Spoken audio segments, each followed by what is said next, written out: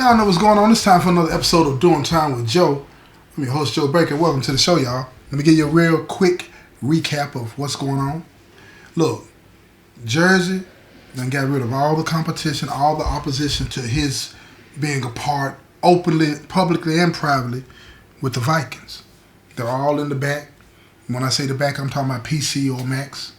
He done put in work, and he had people putting in work for him. His name is spreading all over the city, all over, on the streets and in the penitentiary.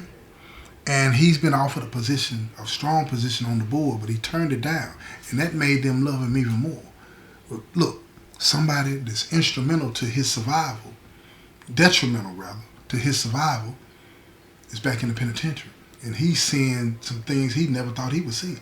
All the real dudes in the back. And Jersey is running some things. So the plot is going down. The brothers in the back, they've hatched a plot to get the Vikings back on track. And they got an infiltrator going to the compound named White Boy. See, White Boy, he's committed. He sees the position for him in the future if he takes care of business. But he got to be careful because if he slips up, not just him, but the lives of the brothers in the back and maybe even their families are in jeopardy. But don't know, one person know the White Boy with the business. That's the one that's back in the penitentiary. You understand what I'm saying? So you got to be careful about how you play these things. Y'all got to keep up with me now. So let's get to it, right? Let's get to it. So White Boy, he out on the compound. He gets to the penitentiary. You know what I'm saying? Where the first sticking against Jersey took place, right? And it's this one brother that's always been low key. He's always survived the situation. He's still there. So when White Boy stepped to him, he got to be careful because everybody is either pledged their loyalty out of respect or fear to Jersey. So you got to be careful with how you even talk. You can't even talk about certain things about dude because everything is being reported back to him because he's paranoid about everything and everybody. So when he pulled up on him, he was like, man, this dude named Jersey, tell me about him. Man, everybody say he the realest, they love him and all this and that. Tell me about him. How did he become this dude that he is, this reputation that he got? So the dude started talking. But he leaves out a major chunk of the business. Now, White Boy know the business because he's been given the business. And the brother that's at the compound that he's talking to, he fast forwards to how Jersey been doing as of late. He said, but I heard he had some problems back in the day. What happened with all of that? And the dude looked at him and said, man, that ain't nothing, man. We can't even speak on that no more. You know what I'm saying? And then White Boy playing like he green. You know, he been on Max all this time. He's like, oh, we can't speak on the business no more? Man, this brother's do all the respect that everybody's do, man. I want to know his whole story so I can make sure I don't be like him. Look here, check this out. The dude fall for it. He fall for it. He said, man, I'm going to tell you what happened to him, but you don't want to be like him.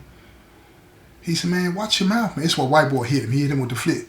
He said, watch your mouth, man. I want to be like him. Dude, the realest, man. Everybody in the back said he the realest, man. I ain't heard nothing bad about him, man.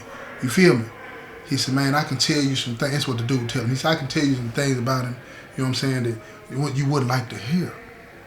He said, man, you can't tell me nothing bad about him, man. If it's something he did, he probably had to do it. Dude tell him, look here, he ain't have to do this. He said, man, why you running around here? And then, plus you got to look at the race dynamic in the situation, right? The brother that's telling me he black, then, you know, White Boy, he white. And he looking at White Boy like, you don't even know who you talking about. You feel what I'm saying? So he look at him, he said, man, dude used to be the police, man. He said, what? He like, yeah, he used to be the police. He said, man, I ain't gonna believe that, man. I ain't gonna believe that. These brothers, man, wouldn't be giving him all this power, man, and him taking care of business. He involved in everything all across the state, in the penitentiary and on the street. They wouldn't be doing that, man. You know how we do background, man. We make sure everybody's straight in this thing, man. Ain't no way he could be the police, past, present, or future, and be able to do the things that he doing, right? So the brother said, man, I can show you, man. I can tell you better than I can show you, man. You feel what I'm saying? Look here, check this out. Did what he do. He pull up on somebody that was there from the beginning. Old head police. Old head police said, look, I ain't got nothing to say unless I'm getting paid. So White Boy play him. He said, I'm not finna pay for that, man. Y'all out here slandering brother name. I ain't even finna go for that, man. So now the brother that's telling him that shit, he gets spooked because he's like, if White Boy reported he gonna get hit. So now he got to come with something to show that he telling the truth. So he get the police to get the report. Now let me tell y'all something about this. In the penitentiary, if you become something like a reliable informant, that's written down somewhere. Very few people got access to that. That is very serious paperwork, because it could cause a person's life to be in jeopardy just by people knowing it and being able to read it. That's just what it is. So he tells him, the police tells the brother it's going to cost to see that. He ain't going to give it to him. He just going to let him see it. So he said, look, just let me see it.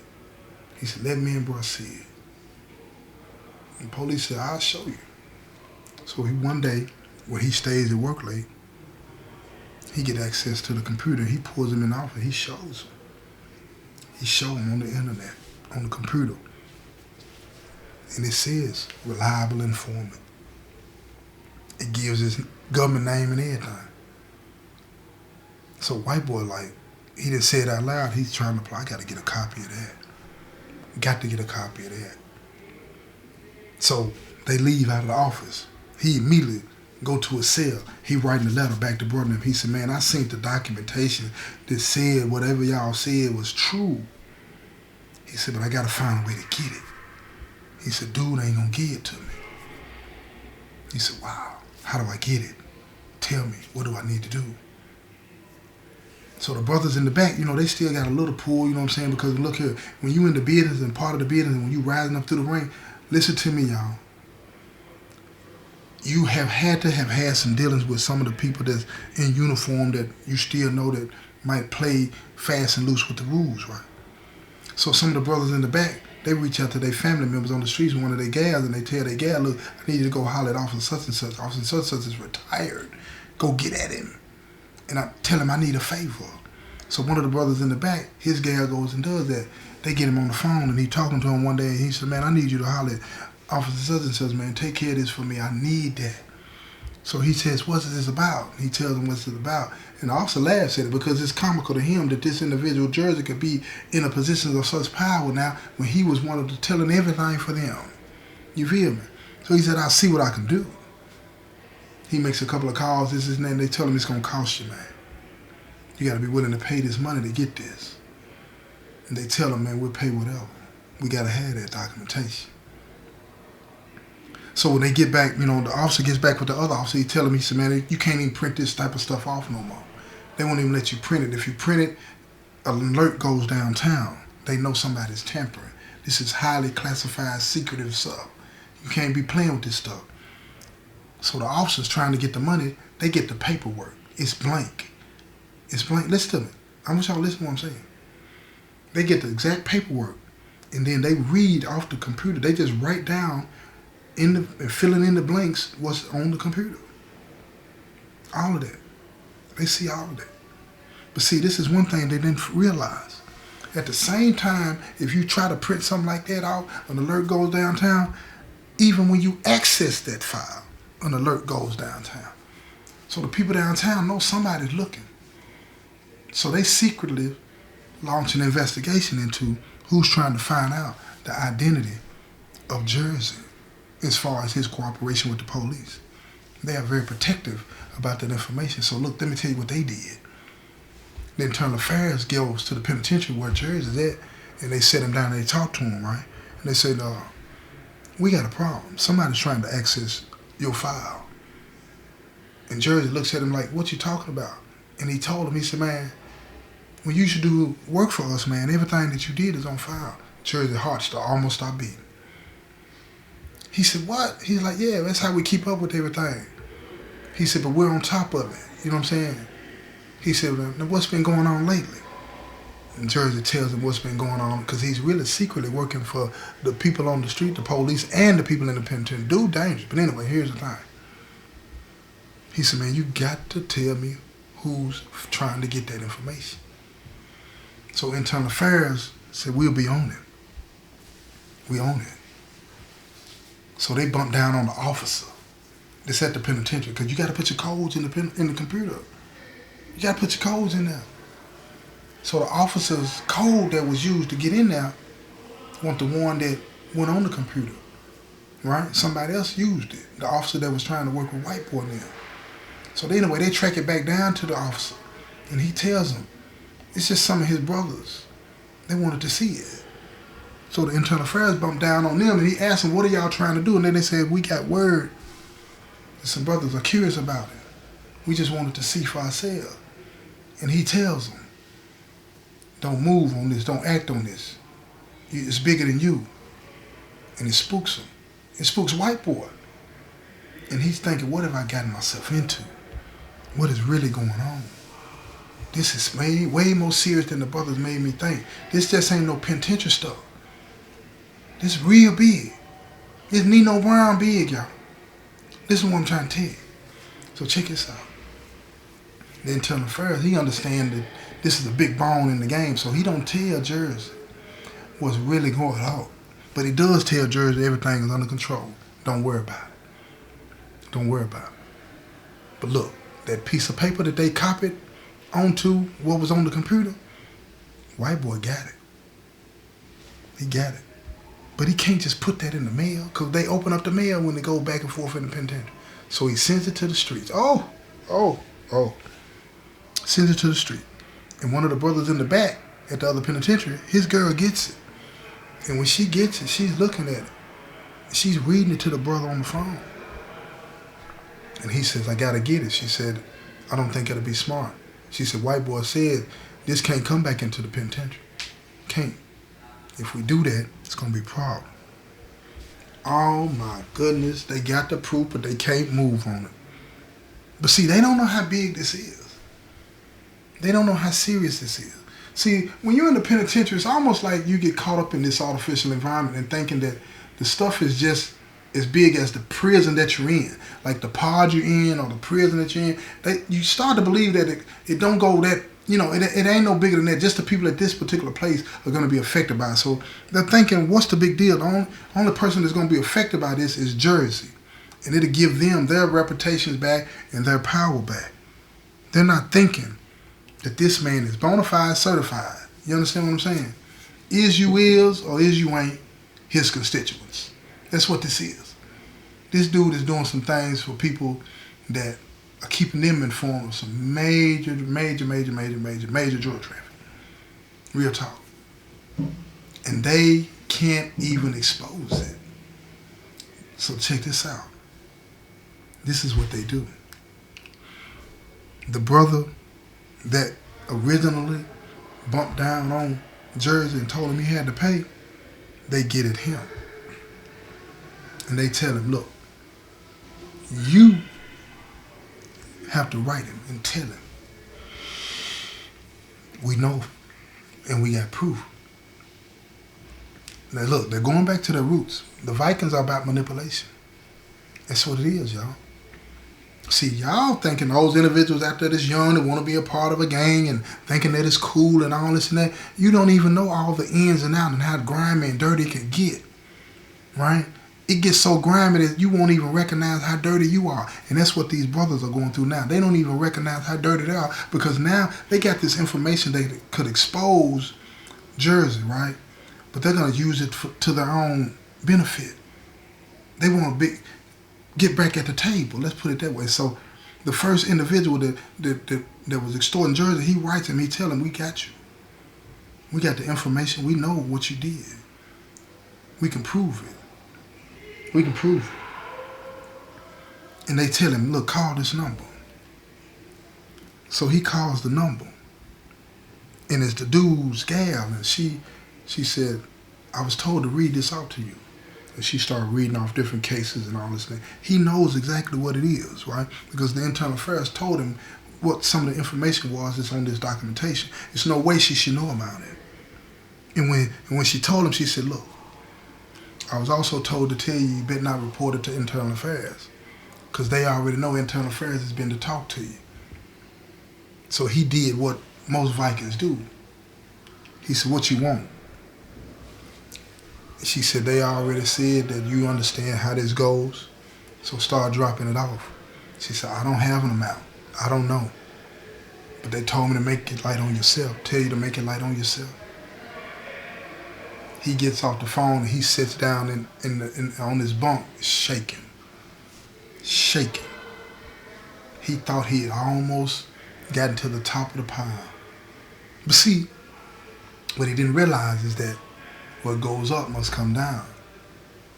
The Vikings, it's all about dog eat dog, right? It's all about dog eat dog. Now he's trying to figure out how does he come out of this? What moves can he make? What can he do to survive paying all of these individuals off? He's got the money, but it's not the money. It's the leverage that somebody's going to have on him. He don't want nobody to have no leverage over him. You can't survive this lifestyle if somebody's got leverage over you. Either he walks away from it or he does something about it. And it's hard to get to somebody that's in protective custody to really do what you need to do at one time. Can't do it. Can't do it. So Jersey starts to think. They send a message to me. I gotta send a message back. So he makes some calls to the streets. And he tells them he needs a favor. And it's gotta be strong in the pain. Got to be strong in the pain. So he gives them the girl's number. And they call her. And they tell her, look, we got some money. We need to drop off. All they had to say was the money. And she was like, who is it for? And they told her it's for your guy and all of his other guys. It's for them. You know what I'm saying? We just going to give it to you and then you take care of the rest. And she said, how much is it? He said, it's $10,000. She wasn't expecting to hear that. She wasn't expecting to hear none of that. And she behind on her rent too. She said, where you want me to meet you at? And he said, no, just tell me where you at. I'm going to come to you. We can't be out, you know what I'm saying, making this exchange like that. I got to come to you.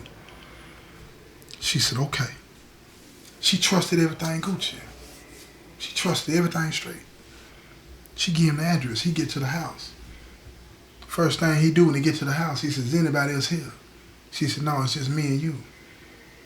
He looks out the window, waves the rest of them in. They get out of the car and they come upstairs to the apartment. They get all in the house, into the apartment. And they said, call your guy. She said, what's going on? They hit one good time like that with the backhand, all the knuckles. Call your guy. Now reality says, oh my God, I done messed up. That's what she starts saying. Wait a minute. All I did was make a phone call. Wait a minute. She calls the guy at the penitentiary. He answers. She said, baby, and they grabbed the phone. He said, look here. We at your girl's house. Jersey sent us over here. That little threat you made, we ain't finna play like that. Tell your gal to give us that information that y'all trying to blackmail him with. So dude on the other end, he trying to tell him, he said, man, this ain't no blackmail. Dude is dirty, man. Dude is dirty. They tell him, look, man, you got 5 seconds to tell this gal to give us this fake paperwork or it's going to be a problem. He thinks about it for 1 second. He said, baby, give him the paperwork. She runs into the bedroom, come back out, and she gives it to him. It's in an envelope. Look here. Guess whose name on the outside of the envelope? White boy. Now they know who the source is at the penitentiary. It's white boy. They said, look, we don't need to hear nothing else about this or it's going to be problems. And if you want to hear how the rest of this plays out, you got to tune in, y'all. You got to tune in to the next episode. This has been another episode of Doing Time with Joe. I'm your host, Joe Baker, and I say peace, y'all. I'm getting